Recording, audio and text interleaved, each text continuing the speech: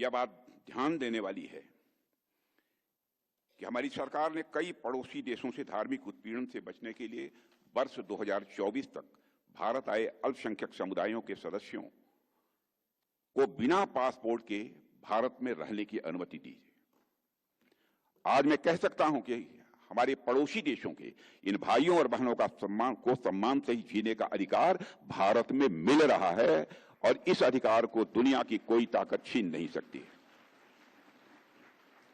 और मैं यह भी कहना चाहूंगा कि पड़ोस के कई देशों में अल्पसंख्यक समुदाय वर्षों से यातना झेलता रहा है।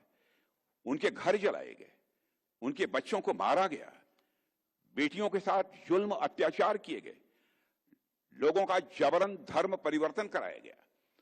उनमें से कई लोग जब किसी तरह अपनी जान बचाकर भारत आए तो तुष्टीकरण करने वाली पूर्व की कई सरकारों ने भी उन्हें जो राहत देनी चाहिए, राहत देने की बात तो दूर, उनके साथ जिस तरीके का व्यवहार किया गया उसकी जितनी भी निंदा की जाए वह कम है।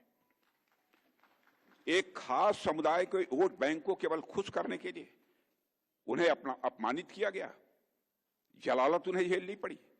पड़ोस के देशों से आने वाले एक विशेष वर्ग को शरण दी गई, लेकिन इस हिंदू समाज के लोग जो वाकई में इसके हकदार थे उन्हें जो अधिकार मिलने चाहिए थे वो अधिकार नहीं दिए गए।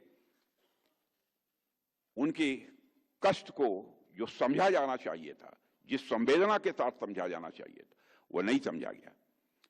लेकिन इस पीड़ा को किसी ने समझा तो हमारे प्रधानमंत्री नरेंद्र मोदी जी ने समझा।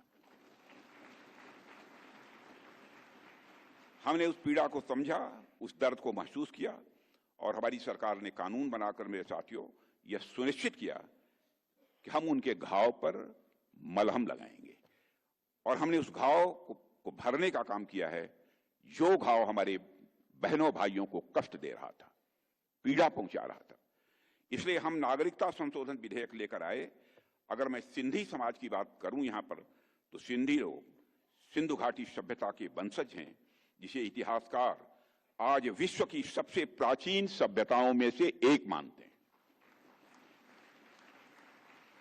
ऐसे लोग लंबे समय तक सेकंड क्लास सिटीजन, द्वयम दर्जे के नागरिक की तरह जीवन जिए, यह अन्य किसी को मंजूर हो सकता है, लेकिन हम लोगों को किसी भी सूरत में यह मंजूर नहीं था। भगवान झूलेलाल जी ने इस सौभाग्य को हमें दिया मेरे बहनों भाइयों, कि हम अपने बहनों और भाइयों के लिए यह शुभ कार्य कर पाए।